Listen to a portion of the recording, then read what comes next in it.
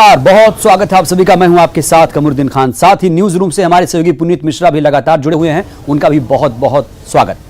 बड़ी खबर से बुलेटिन की शुरुआत करेंगे। वेब सीरीज आ सूटेबल बॉय में आपत्तिजनक दृश्यों को लेकर ओटीटी प्लेटफॉर्म नेटफ्लिक्स के 2 अधिकारियों पर एफआईआर दर्ज की गई। इसके साथ ही मध्य प्रदेश के गृह मंत्री नरोत्तम मिश्रा ने गृह और कानून विभाग की बैठक बुलाई। पूरे विवाद पर राज्य के गृह मंत्री नरोत्तम मिश्रा ने कहा, नेटफ्लिक्स ओटीटी मीडिया प्लेटफॉर्म है जिस पर आ रहे एक कार्यक्रम आ सूटेबल बॉय में बेहद आपत्तिजनक दृश्य फिल्माए गए हैं जो एक धर्म विशेष की भावनाओं को आहत करते हैं। मैंने पुलिस अधिकारियों को निर्देश दिए हैं कि इस बात का परीक्षण किया जाए कि इन दृश्यों के आधार पर नेटफ्लिक्स ओटीटी प्लेटफॉर्म और कार्यक्रम के निर्माता और निर्देशक पर क्या कानूनी कार्रवाई की जा सकती है। तो 2 अधिकारियों के खिलाफ एफआईआर दर्ज की गई है। ज्यादा जानकारी के साथ हमारे संवाददाता मनोज जुड़े हुए हैं। मनोज, अब 2 अधिकारियों के खिलाफ एफआईआर दर्ज की गई है। हालांकि इस वेब सीरीज की जो निर्देशक हैं मीरा नायर, क्या इनके खिलाफ भी एफआईआर दर्ज करने की बात कही जा रही है और क्या अपडेट है आपके पास?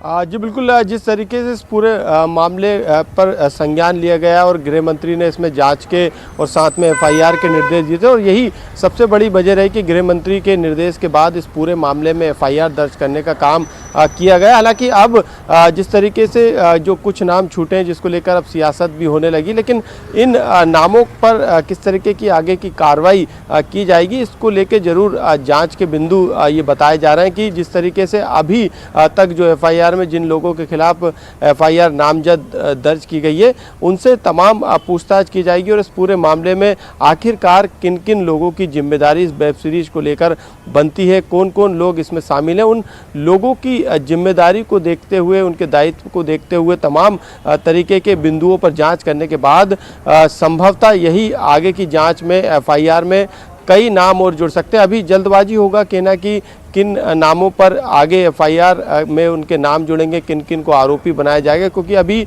प्रारंभिक तौर पर यह एफआईआर दर्ज हुई है और ऐसे में इस एफआईआर की जांच की जाएगी और जांच में जिस तरीके के आरोप वेब सीरीज पर लग रहा है उन आरोपों की जांच की जाएगी। हालांकि प्राथमिक तौर पर जिस तरीके का अपराध होना पाया गया, यही कारण है कि सरकार एक्शन में आई और निर्देश के बाद जो एफआईआर इसमें दर्ज की गई।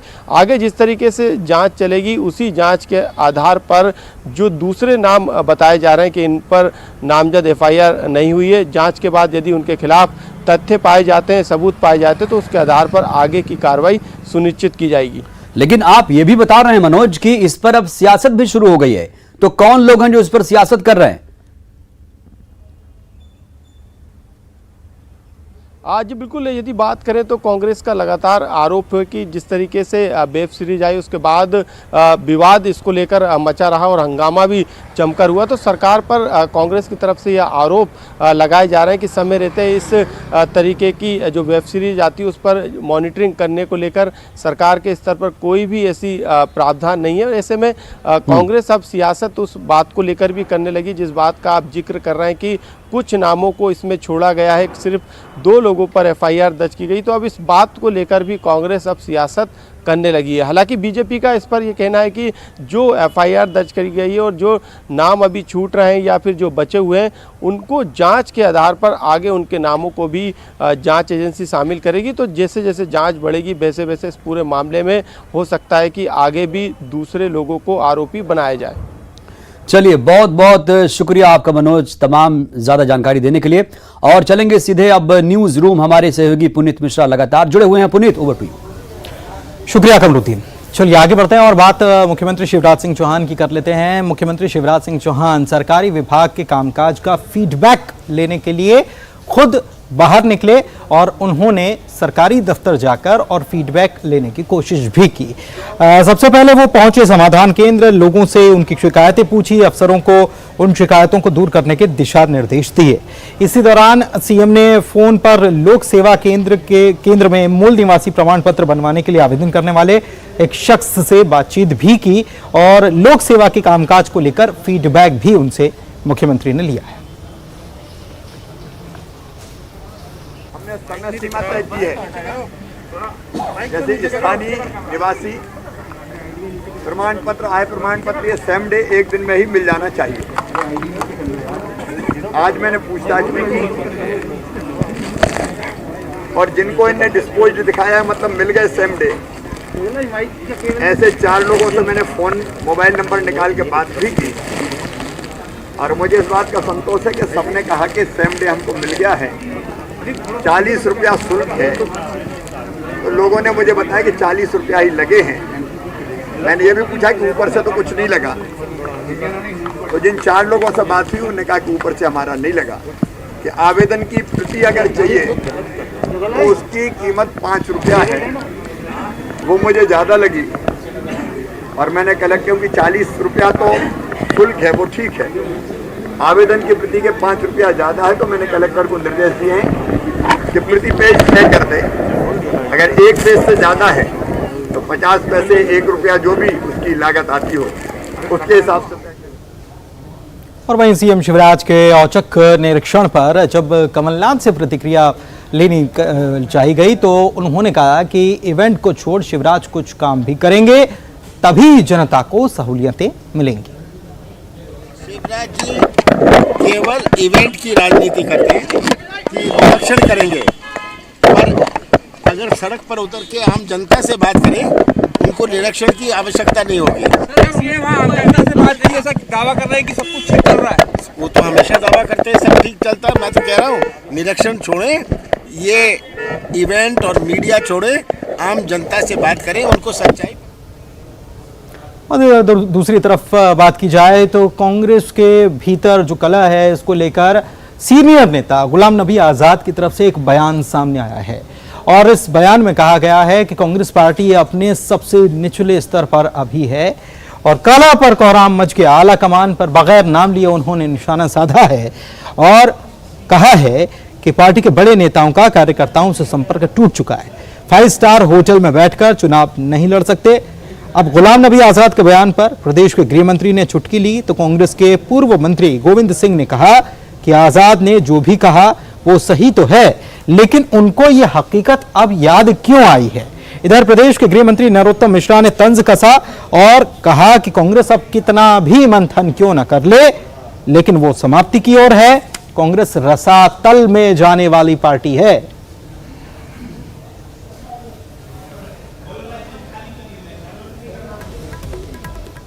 गुलाम नबी का सच है, क्योंकि बिना फील्ड में जाए जनता के बीच रहने के बिना प्रजातंत्र में जो व्यक्ति रहता है उनको जनता ठुकरा देती है और वास्तव में जो लोग जनता से कटे हैं, इसीलिए आज ये कांग्रेस की ये स्थिति बनी है।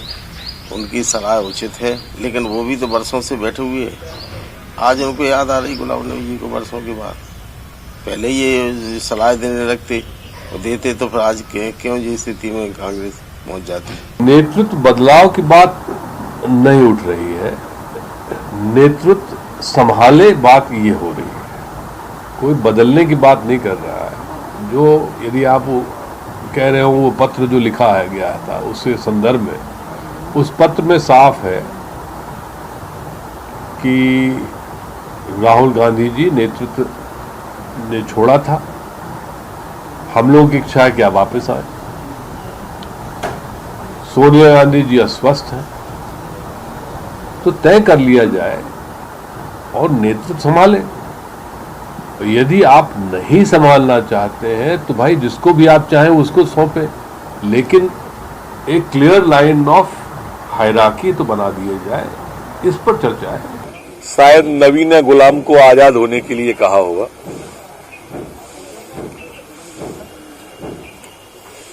देर आए दुरुस्त आए, हम तो पहले से ही कहते थे कांग्रेस रसातल में जा रही है। कारण अब और चलिए सीधे चलते हैं, शिवराज सिंह चौहान कुछ कह रहे हैं, सीधे सुनवा रहे हैं क्या कह रहे हैं। जैसे हमारे पास और भी प्रकरण होगा, अब मैं आपसे निवेदन करूंगा कि सागर जिले के लक्ष्मी सहायता समूह की हमारी बहन ऐसे हमारे पास श्रीमती द्रौपदी, अब मैं आपसे निवेदन करूंगा कि सागर जिले के लक्ष्मी नमस्ते द्रौपदी बहन, श्रीमती द्रौपदी, राधे राधे, कैसे? नमस्ते द्रौपदी बहन, लक्ष्मी समूह की सब बहनों और मेरी द्रौपदी बहन को मेरा नमस्ते भी और दिवाली की बहुत बहुत शुभकामनाएं। लक्ष्मी समूह की सब बहनों और मेरी पार्लर भी खोलने को मेरा नमस्ते भी और दिवाली की बहुत बहुत शुभकामनाएं दी। अरे आपने तो मामा ब्यूटी पार्लर भी खोल रखा। अच्छा बहन कब से जुड़ी है? सब बहनें कब से जुड़ी है स्व सहायता समूह से? 2016 से। अच्छा बहन जब जुड़ने की प्रेरणा कहाँ से मिली? बात कैसे दिमाग में आई कि जुड़ना चाहिए? 2016 से। अच्छा जुड़ने की प्रेरणा कहाँ से मिली? बात कैसे दिमाग में आई कि जुड़ना चाहिए?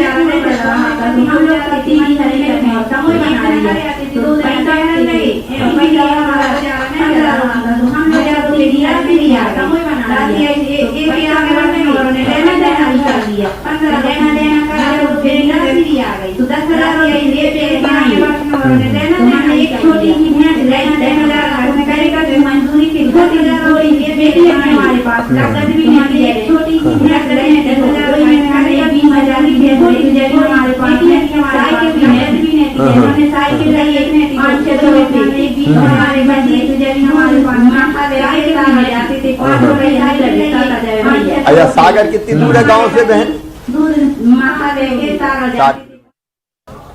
और चलिए मेरे सहयोगी कमरुद्दीन मेरे साथ मौजूद हैं, सीधे उनके पास चलते हैं। उनके पास एक ब्रेकिंग न्यूज है। Kamruddin over to you. शुक्रिया पुनीत। इस वक्त की बड़ी खबर मिल रही है इंदौर से, जहां पर कोरोना संक्रमण बढ़ने और रोजाना 500 से ज्यादा मरीजों के आने के बाद आज कलेक्टर मनीष सिंह ने कुछ प्रतिबंधात्मक आदेश जारी किए, जिसमें शादी, सांस्कृतिक और धार्मिक आयोजनों में 250 से ज्यादा लोग शामिल नहीं हो पाएंगे। बारात में ज्यादातर अधिकतम 50 लोग ही शामिल हो पाएंगे। बैंड बाजे वालों की संख्या इनके अलावा रहेगी। रात 10 बजे तक ही शादी के आयोजन की इजाजत रहेगी। इसके बाद कैटरिंग, टेंट या आयोजकों को आने जाने की अनुमति होगी, लेकिन आयोजन 10 बजे खत्म करना होगा। शव यात्रा, उठावने और जनाजे में भी 50 लोग ही शामिल हो पाएंगे। रात्रि में दुकानें 8 बजे से बंद हो जाएंगी, जो सुबह 6 बजे खुल जाएंगी। मास्क न पहनने पर 100 रुपए का जुर्माना लगेगा और सभी आयोजकों को कोविड गाइडलाइन का पालन करना जरूरी होगा।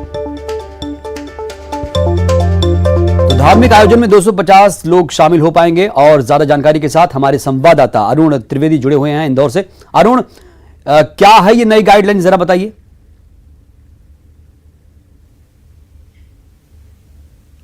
बिल्कुल, देखिए अगर सबसे ज्यादा संक्रमण इंदौर में फैलता जा रहा है और कोरोना अपनी गिरफ्त में इंदौर को लेता जा रहा है, इसलिए एक बिल्कुल सख्त तरीके की गाइडलाइन जारी की गई है। शादी विवाह समारोह में 250 से ज्यादा लोग शामिल नहीं हो पाएंगे और इन्हें 10 बजे तक अपना कार्यक्रम पूरा करना होगा।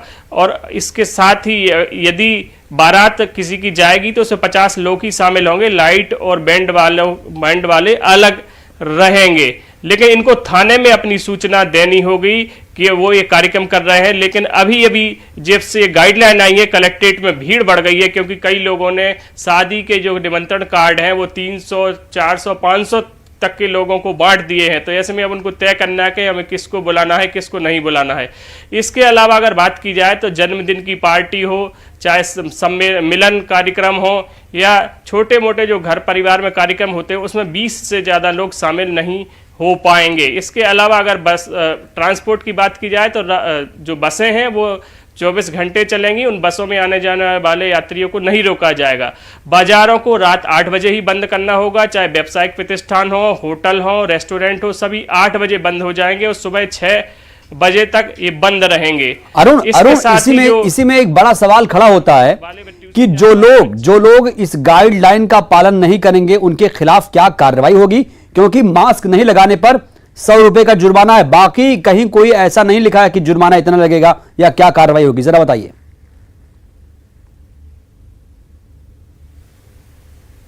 देखिए, मास्क ना लगाने पर 100 रुपए का जुर्माना होगा और संस्थान के खिलाफ 500 रुपए का जुर्माना होगा।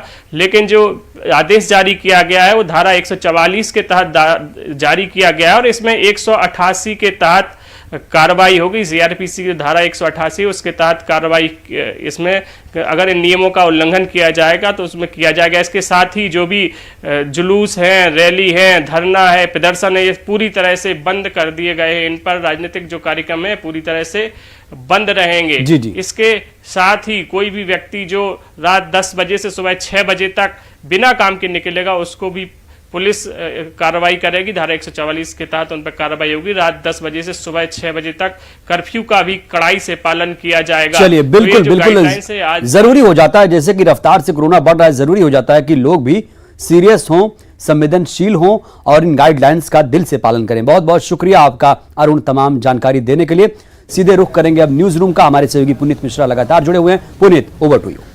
शुक्रिया कमरुद्दीन। उज्जैन में बीजेपी के जिला स्तरीय कार्यकर्ता सम्मेलन का आयोजन किया गया था और बात आप कोरोना की कर रहे थे तो उज्जैन और इंदौर की दूरी बहुत ज्यादा नहीं है। इंदौर में इतने सख्त नियम कायदे तय कर दिए गए हैं और कोरोना की रफ्तार एक बार फिर से तेजी पकड़ रही है, ये हमने देखा है। लेकिन उसके बावजूद उज्जैन में जो तस्वीरें नजर आईं वो थोड़ी सी हैरान कर देने वाली थी, क्योंकि इसमें बीजेपी के पूर्व प्रदेश अध्यक्ष प्रभात झा, केंद्रीय मंत्री थावरचंद गहलोत, सुहास भगत, श्रम एवं कर्मकार कल्याण के अध्यक्ष सुल्तान सिंह शेखावत, सांसद अनिल फिरोजिया, तमाम लोग मौजूद थे। लेकिन मंच से लेकर पंडाल तक सभी जगह सोशल डिस्टेंसिंग के नियमों को दरकिनार किया गया।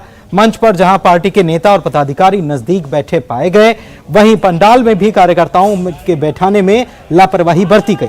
बताएं कि दिसंबर और जनवरी में पंचायत चुनाव होना है और भारतीय जनता पार्टी इसके लिए मंथन में लगी है। लेकिन तस्वीरें देखकर कहीं भी नहीं लग रहा कि कोरोना को लेकर पार्टी के जिम्मेदार नेता किसी भी तरह संजीदा हैं।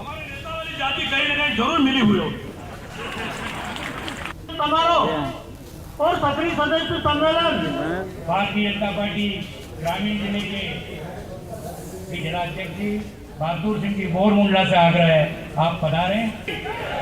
भारत माता की, आपके परिवार। और चलिए आगे बढ़ते हैं, अगली खबर की बात करते हैं। एक तरफ हमने आपको उज्जैन की तस्वीर दिखाई और दूसरी तरफ बात कर लेते हैं सतना की, जहां जिम्मेदार जिनको माना जाता है कि वो तो नियमों का पालन करते होंगे, वही पालन अगर करते हुए ना नजर आए तो फिर कहा क्या जाए। मामला पूरा आपको बता दें, इको टूरिज्म पार्क का लोकार्पण करते समय माननीयों के द्वारा केंद्रीय सड़क परिवहन मंत्रालय की गाइडलाइन का उल्लंघन किया गया। इस कार्यक्रम में शामिल होने आए सांसद सतना गणेश सिंह, सांसद रीवा जनार्दन मिश्र की गाड़ियों में नंबर प्लेट के ऊपर पदनाम लिखा नजर आया। सतना सांसद की गाड़ी में इनसे भी एक हाथ आगे जागर नंबर की तरह जगह सिर्फ सांसद लिखा हुआ नजर आया। देखिए गाड़ियां।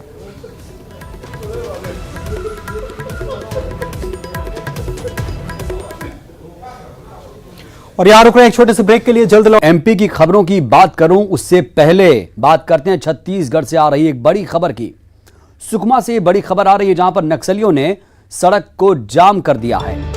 बड़े सेट्टी जाने वाले मार्ग को सड़क को जाम किया हुआ है।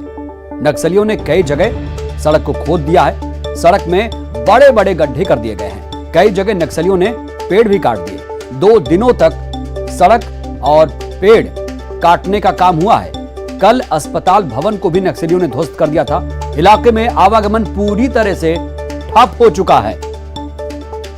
तो आप देख रहे हैं किस तरीके से नक्सलियों ने सड़क को ध्वस्त कर दिया है, अस्पताल भवन को भी ध्वस्त कर दिया है। नक्सली ये चाहते हैं कि हम तक कोई पहुंच ना पाए और विकास में सबसे बड़ा बाधा नक्सलियों ने यहां पर किस तरीके से सड़क को खोदा है, पेड़ों को काटा है और अस्पताल भवन को भी नुकसान पहुंचाया है। तस्वीरें आप देख रहे हैं। कल अस्पताल भवन को ध्वस्त किया और 2 दिनों तक बताया जा रहा है पेड़ और सड़क काटने का भी काम किया गया है। फिलहाल खबर यह मिल रही है कि नक्सलियों ने अब बड़े सेट्टी जाने वाले मार्ग को जाम कर दिया है। इस वक्त की सबसे बड़ी खबर सुकमा से आप देख रहे हैं, जहां पर नक्सलियों ने सड़क को जगह जगह से खोद डाला।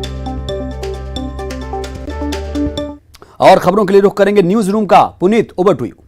शुक्रिया कमरुद्दीन। और चलिए अगली खबर की बात करते हैं। दतिया से यह खबर है जहां के धान खरीदी केंद्रों पर उत्तर प्रदेश से धान माफिया नर्सरी के कुछ लोग जो हैं उत्तर प्रदेश से धान ला रहे हैं और यहाँ पर समर्थन मूल्य पर बेचने का काम कर रहे हैं। इस बात की भनक जब जिला प्रशासन को लगी तो बाकायदा चेकिंग यहाँ पर लगा दी गई।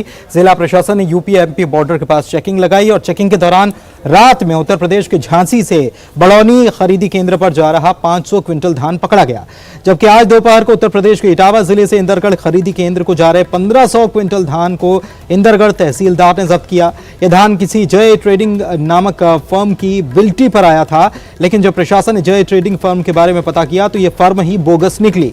कोई व्यापारी भी इस धान को लेकर सामने नहीं आया। फिलहाल प्रशासन कार्रवाई में जुटा हुआ है आगे की।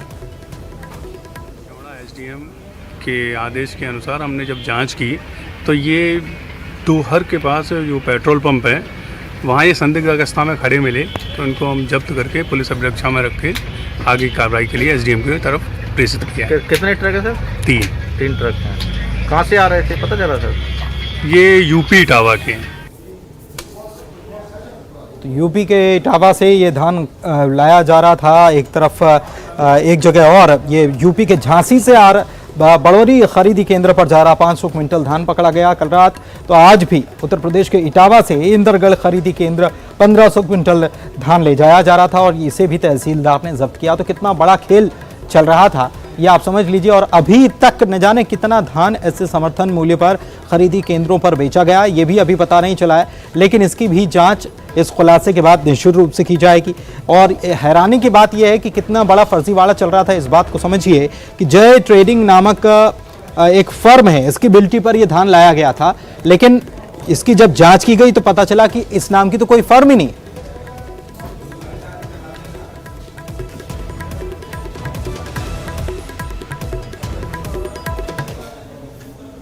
और अगली खबर की बात करते हैं। विदिशा से खबर है, जहां पर विदिशा सागर बाईपास पर एक दुर्घटना पेश आई है और दर्दनाक ये हादसा जो हुआ है ये वाकई में किसी के भी रोंगटे खड़े कर देने के लिए काफ़ी है। आपको बता दें कि ये विदिशा सागर बाईपास पर एक बड़ा हादसा हो जाता, लेकिन ये टल गया।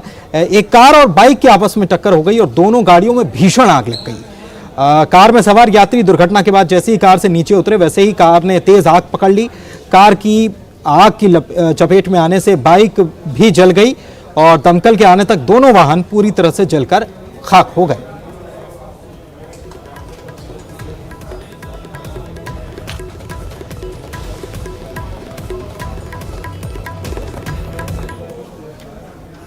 और अगली खबर मंडला से, जहां नेशनल हाईवे पर सुबह सुबह एक हादसा पेश आया और ट्रक में यहां अचानक से आग लग गई।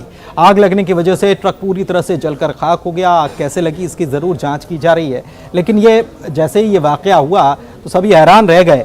आग में ट्रक पूरी तरह से जल गया था। इसकी वजह टायर फटना इसकी वजह बताई गई। हालांकि जांच की जाएगी। ट्रक में स्टील की चादर लोड थी जो कि रायपुर से जबलपुर की तरफ जा रही थी। जानकारी के तुरंत बाद ही दमकल वाहन मौके पर पहुंची और काफ़ी मशक्कत के बाद आग को काबू में किया, लेकिन तब तक आग में जलकर ट्रक तो राख हो चुका था।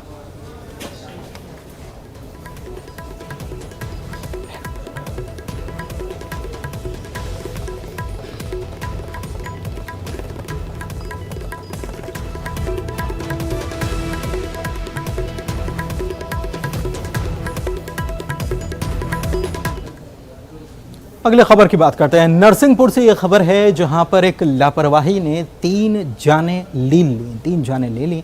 दरअसल यहां पर एक मजदूर ने ट्रैक्टर चलाने की कोशिश की।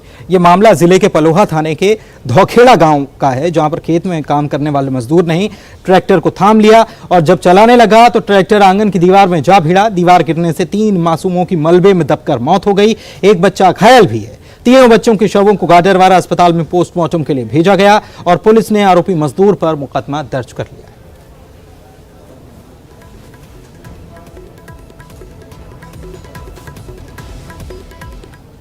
और इसी के साथ अपना एमपी के इस बुलेटिन में खबरों का सफर यहीं तक। मेरे सहयोगी ब्रेकिंग स्टूडियो से कमरुद्दीन भी मौजूद थे और मुझे दोनों को दीजिए इजाजत। नमस्कार।